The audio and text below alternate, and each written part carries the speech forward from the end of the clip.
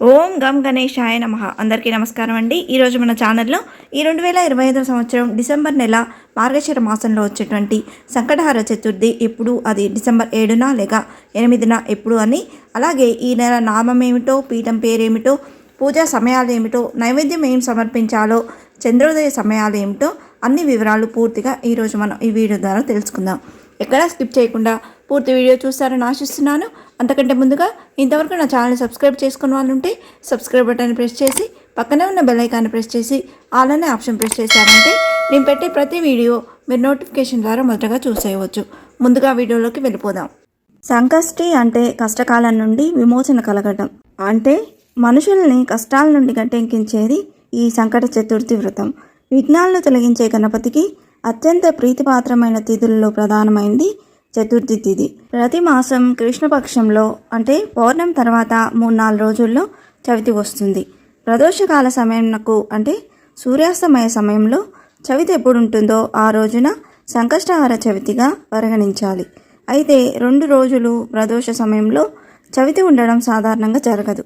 ఒకవేళ ఎప్పుడైనా అలా జరిగితే 2వ రోజున సంకటహర చవితిగా గమనించాలి. ఈ సంకటహర చతుర్థి వ్రతాన్ని 3, 5, 11 లేదా 21 నెలల పాటు ఆచరిస్తారు. ఈ వ్రతాన్ని బహుళ చవితి నాడు ప్రారంభించాలి. ఈ రోజున ప్రాతకాలమే తలస్నానం చేసి ఆ తర్వాత గణపతిని పూజించాలి. 1/2 మీటర్ పొడవున్న తెలుపు లేదా ఎరుపు రంగు జాకెట్ ముక్కను తీసుకొని వినాయకుడి ముందు పెట్టి దాన్ని పసుపు కుంకుమతో అలంకరణ చేయాలి. మనస్సులోని కోరికను తలుచుకొని 3 గుప్పిళ్ళ బియ్యాన్ని గుడ్డలో వేసిన తర్వాత తమలపాకుల్లో 2 ఎండు ఖర్జూరాలు, 2 ఒక్కలు దక్షిణ పెట్టి మనసులోని కోరికను మరొకసారి తలుచుకొని మూట కట్టాలి. దీన్నే ముడుపు అంటాం. ఈ ముడుపును స్వామి ముందు పెట్టి ధూపం వెలిగించి కొబ్బరికాయ లేదా పళ్ళు స్వామికి నివేదించాలి. తదుపరి గణపతి ఆలయానికి వెళ్ళి 3, 11 లేదా 21 ప్రదక్షిణలు చేయాలి. ఎవరి శక్తిని బట్టి వారు గరిక పూజను కానీ గణపతి హోమాన్ని కానీ చేయించుకోవచ్చు. సూర్యాస్తమయం వరకు పూజ చేసిన వినాయకుడిని కదపకూడదు. సూర్యుడు అస్తమించిన తర్వాత స్నానం చేసి దీపం వెలిగించి తిరిగి వినాయకుడికి లఘువుగా పూజ చేయాలి. ఈ 2025 సంవత్సరం మార్గశిర మాసంలో సంకటహర చతుర్థి ఎప్పుడు వచ్చిందో ఇప్పుడు తెలుసుకుందాం.